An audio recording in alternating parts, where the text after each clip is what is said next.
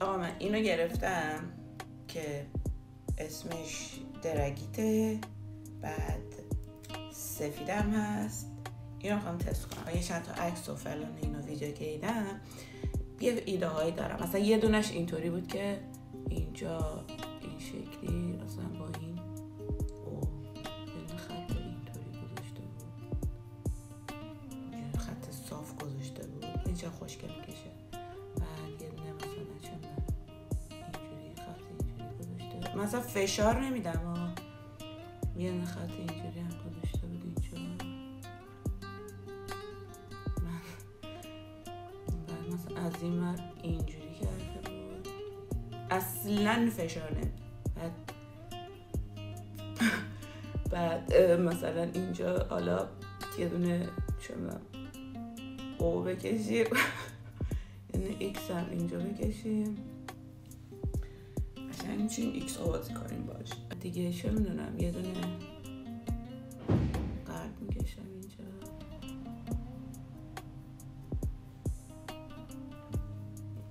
دیگه یه دونه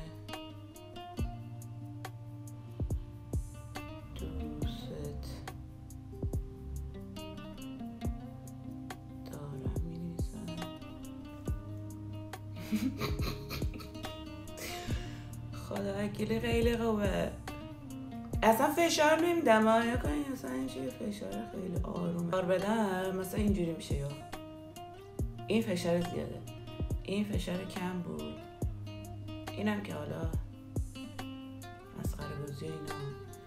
خلاصه که به نظرم خیلی کار باحالی میشه باهاش کرد. با یک حرکت دست اینجوری خودش میکشه. من تمیزتر باشه، حالا من همینجوری دارم نشون میدم، اینجوری اینجا، اینم مثلا چند اینجا